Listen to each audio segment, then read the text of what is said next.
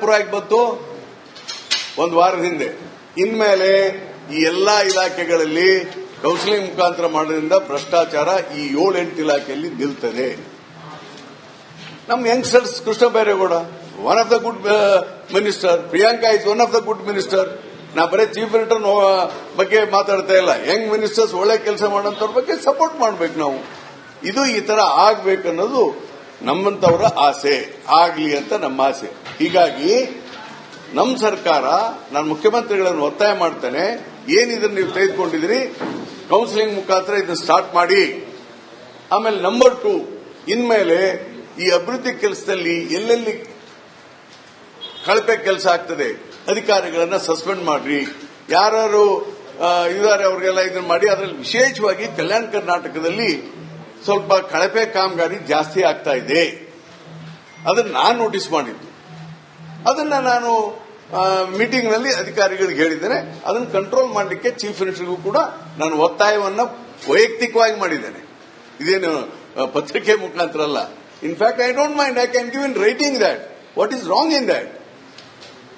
ಹೀಗಾಗಿ ನಾನು ಸ್ಪಷ್ಟಪಡಿಸ್ತೇನೆ, ನಮ್ಮ ಸರ್ಕಾರ, ಅದರಲ್ಲಿ ನಮ್ಮ ವಿಶೇಷವಾಗಿ ನಮ್ಮ ಮುಖ್ಯಮಂತ್ರಿಗಳ ಬಗ್ಗೆ ನನಗೆ ಅತ್ಯಂತ ಅಭಿಮಾನ ಇದೆ. ಅವರು ನನಗೆ ಅಧಿಕಾರ ಕೊಡ್ತಾರೆ, ಮುಂದೆ ಕೊಡ್ತಾರೆ, ಅದರ ಬಗ್ಗೆ I am not the man. ರಾಜ್ಯದ ಹಿತದೃಷ್ಟಿಯಿಂದ ಅವರು ತೆಗೆದುಕೊಳ್ಳುವಂತಹ ನಿರ್ಣಯವನ್ನು ನಾನು ಬೆಂಬಲಿಸ್ತೇನೆ. ಸಿದ್ದರಾಮಯ್ಯನವರ ವಿಚಾರದಲ್ಲಿ ನನಗೆ 2 ಮಾತಿಲ್ಲ. ಅವ್ರು ನನ್ನ ಮಂತ್ರಿ ಮಾಡಲಿ, ಬಿಡ್ಲಿ, ಅಧಿಕಾರ ಕೊಡ್ಲಿ, ಕೊಡಲ್ದೇ ಇರಲಿ, ಬೇಕಾದ್ರೆ ಇವತ್ತೇ ಈ ಅಧಿಕಾರ ಬಿಡೋದು ಬಿಡಕ್ತಾ ಇರ್ತೇನೆ. Because he is doing A good job. I am supporting him because of he is one of the best chief minister of India. ಆದ್ರೆ ಅದನ್ನ ತರಬೇಕು, ಕರ್ನಾಟಕಕ್ಕೆ ಒಳ್ಳೆ ಹೆಸರು ಬರಬೇಕನ್ನೋ ದೃಷ್ಟಿಯಿಂದ ನಾನು ಈ ವಿಚಾರವನ್ನು ಸ್ಪಷ್ಟವಾಗಿ ಅಫಿಷಿಯಲ್ ನೋಟಲ್ಲಿ ಹೇಳಿದ್ದೇನೆ ಹೊರತು ಪತ್ರಿಕೆಗೆ ಹೇಳಿಲ್ಲ, ಪತ್ರಿಕೆಗೆ ನಾನು ಮಾಡಿಲ್ಲ, ಮತ್ತು ನಾನು ಯಾವುದೇ ಪಕ್ಷವನ್ನು ದೂಷಣೆ ಮಾಡಿಲ್ಲ. ಎಲ್ಲಿ ಮೀಟಿಂಗ್ನಲ್ಲಿ ಮಾತಾಡೋಣಪ್ಪ, ಅದಕ್ಕೆ ಪ್ಲಾಟ್ಫಾರ್ಮ್ ಇದೆ. ಬಿಜೆಪಿಯವರು ಏನ್ ತಪ್ಪು ಮಾಡಿದ್ದಾರೆ, ಜೆಡಿಎಸ್ ಏನ್ ಮಾಡಿದ್ದಾರೆ, ಅದನ್ನ ಪಬ್ಲಿಕ್ ಮೀಟಿಂಗ್ ನಲ್ಲಿ ಮಾತಾಡೋಣ. ನಮ್ಮವ್ರು ಏನ್ ತಪ್ಪು ಮಾಡಿದ್ದಾರೆ ಬೇಕಾದ್ರೆ ಒಳಗಲ್ ಮೀಟಿಂಗ್ನಾಗ ಹೇಳೋಣ. ಇದು ವಿದಿನ್ ದ ಅಲ್ಲಿ ಅಲ್ಲಲ್ಲಿ ಹೇಳಲೇಬೇಕಲ್ಲ. ಅದ್ರಾಗ ಏನಿದೆ, ಪಬ್ಲಿಕ್ನಾಗ ಏನ್ ಹೇಳಬೇಕು, ಪ್ರೈವೇಟ್ನಾಗ ಏನ್ ಹೇಳಬೇಕು ಅನ್ನೋದನ್ನ ಮತ್ತೆ ಇಂಟರ್ನಲ್ ಪಾರ್ಟಿ ಮೀಟಿಂಗ್ ಎದಕ್ಕೆ ಕರೆದಿರ್ತಾರೆ. ಹೀಗಾಗಿ ಒಟ್ಟಾರೆ ಕರ್ನಾಟಕದ ಹಿತದೃಷ್ಟಿಯಿಂದ ಮಾತಾಡಿದ್ದೇವೆ ಹೊರತು ನಾನು ನಮ್ಮ ಸರ್ಕಾರ ಮಾಡಿದೆ ಅಂತಲ್ಲ. ಬಿಜೆಪಿ ಮತ್ತು ಜೆಡಿಎಸ್ ಸರ್ಕಾರ ಮಾಡಿರುವಂತಹ ಮಹಾಭ್ರಷ್ಟ ಸರ್ಕಾರವನ್ನು ನಾವು ಕೊಟ್ಟಿಲ್ಲ. ಯಾಕಂದ್ರೆ ಅವರೇ ಜೈಲಿಗೆ ಹೋಗಿ ಬಂದಿದ್ದಾರೆ ಬಹಳ ಜನ ಅವ್ರ ಪಾರ್ಟಿಯಲ್ಲಿ. ಹೀಗಾಗಿ ಅವರಿಂದ ಹೇಳಿಸ್ಕೊಳ್ಳುವಂತ ಅವಶ್ಯಕತೆ ನಮಗಿಲ್ಲ. I am very thankful to my chief minister and my government.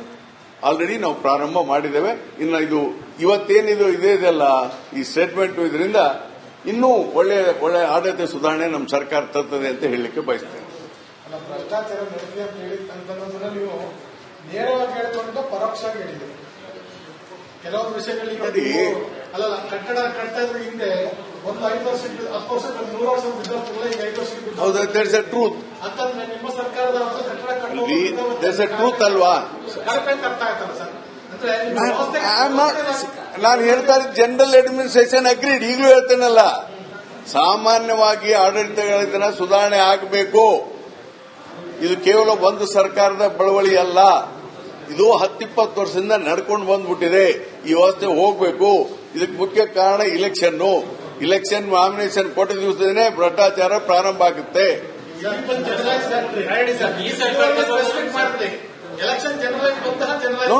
ಹಿಂದಿನ ದಿವಸ ಮಾತಾಡಿದ್ದೆ ನಾನು.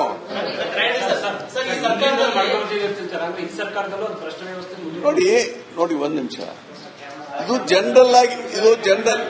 ಇದು ಜನರಲ್ ಆಗಿ ನಡೆದು ಬಂದಿರೋಂಥ ವಿಚಾರ ನಾನು ಹೇಳ್ತಾ ಇದ್ದೇನೆ. ಈಗ ಕರಪ್ಷನ್ ಯಾರಪ್ಪ ಕೊಟ್ಟವ್ರು ಯಾರು, ತಗೊಂಡವ್ರು ಯಾರು ನಮ್ಗೇನು ಗೊತ್ತಿದೆಯಾ? ಇಡೀ ವಾತಾವರಣದ ವ್ಯವಸ್ಥೆ ಕೆಟ್ಟ ಹೋಗಿದೆ. ಅದಕ್ಕಾಗಿ ಈಗ ನಾವು ಕೌನ್ಸಿಲಿಂಗ್ ಯಾಕೆ ಮಾಡ್ತಾ ಇದ್ದೀವಿ? Why you are bringing counselling?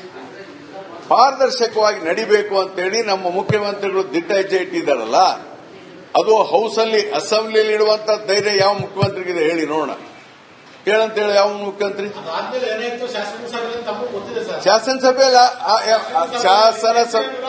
ನೋಡಿ, ಶಾಸನಸಭೆಯಲ್ಲಿ ಏನ್ ಮಾಡಿರೋ ನಡೆಯಲ್ಲ. ಯಾಕಂದ್ರೆ ಅಸೆಂಬ್ಲಿನಲ್ಲಿ ಇದು ಪಾಸ್ ಆಗಿಬಿಟ್ಟಿದೆ, ಬಿಲ್ ಪಾಸ್ ಆಗಿಬಿಟ್ಟಿದೆ. ಮತ್ತೆ ಅಸೆಂಬ್ಲಿಗೆ ವಾಪಸ್ ತರಬೇಕಾದ್ರ. ಹೀಗಾಗಿ ನಾನು ಅಪ್ರಿಶಿಯೇಟ್ ಮಾಡ್ತೇನೆ. ಇನ್ನೂ ನಾನು ಹೇಳಿದ್ನಲ್ಲ, ಎಸ್ ದೇರ್ ಈಸ್ ಈ ಡೆವಲಪ್ಮೆಂಟ್ ವರ್ಕ್ ಅಲ್ಲೂ ಕೂಡ ಎಲ್ಲೆಲ್ಲಿ ಕರಪ್ಷನ್ ಆಗುತ್ತೆ ಅಂತ ಚೆಕ್ ಮಾಡಿ ಅದಕ್ಕೊಂದು ಒಳ್ಳೆ ಆಡಳಿತ ಸುಧಾರಣೆ ತರುವಂತಹ ದಿಟ್ಟ ಕ್ರಮವನ್ನು ಮುಖ್ಯಮಂತ್ರಿಗಳು ತರಬೇಕು ಅಂತ ಒತ್ತಾಯ ಮಾಡ್ತಾರೆ. ಸರ್ಕಾರ ಇದ್ದಾಗ ಭ್ರಷ್ಟ ರಾಜ್ಯ ವ್ಯವಸ್ಥೆ ಆಗಿದೆ ಅಂತ ಅಂದಾಗ ಸ್ವತಃ ತಾವು ಒಪ್ಕೊಳ್ಳೋದು ಅಲ್ವಾ ಸರ್? ನಿಮ್ಮ ಸರ್ಕಾರ ಇದ್ದಾಗ ಭ್ರಷ್ಟ ರಾಜ್ಯ ವ್ಯವಸ್ಥೆ ಆಗಿದೆ ಅಂತ ಅಂದಾಗ ನಮ್ಮ ಸರ್ಕಾರ ಇದ್ದದ್ದಲ್ಲ ರೀ, ಇದು 20-25 ವರ್ಷದಿಂದ ಈ ವ್ಯವಸ್ಥೆ ಮುಂದುವರಿತಾ ಬರ್ತಾ ಇದೆ ಅಂದ್ರೆ ಏನ್ ಹೇಳ್ಬೇಕು ನಾನು? ಅದಕ್ಕಿದ್ರೆ ಎಲ್ಲೋ ಒಂದ್ ಕಡೆ ಚೆಕ್ ಮಾಡಬೇಕು. We have to check the system.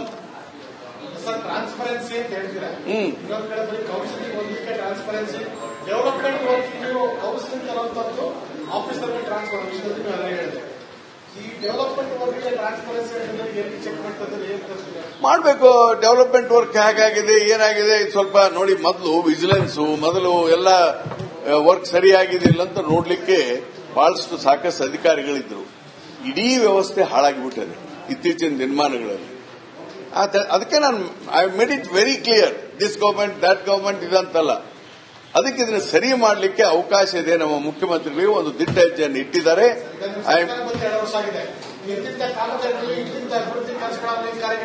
ಇನ್ಮೇಲೆ ಭ್ರಷ್ಟಾಚಾರ ನಡೆದಿದೆ. ಈಗ ಈಗಲೂ ಸಹ ಗುತ್ತಿಗೆದಾರ ಸಂಘದವರು ಹೇಳ್ತಾರೆ ಹಿಂದಿನ ಸರ್ಕಾರದಿಂದ ಜಾಸ್ತಿ ನಡೆದಿದೆ ಪರ್ಸೆಂಟೇಜ್ ಅಂತ.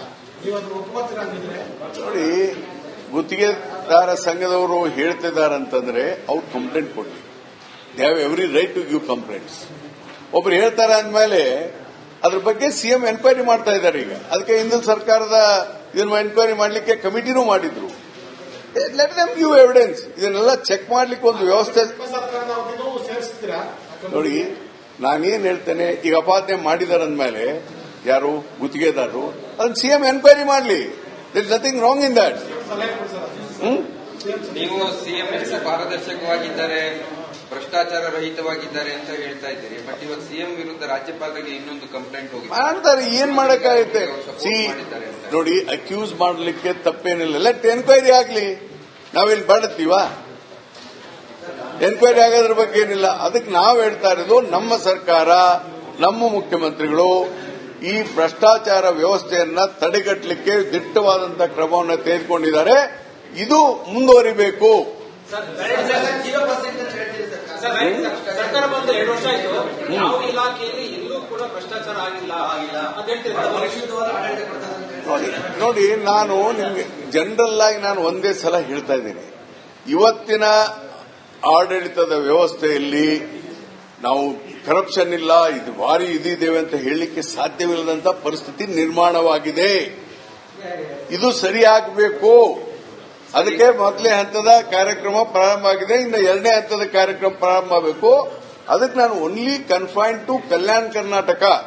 ನಮ್ಮಲ್ಲಿ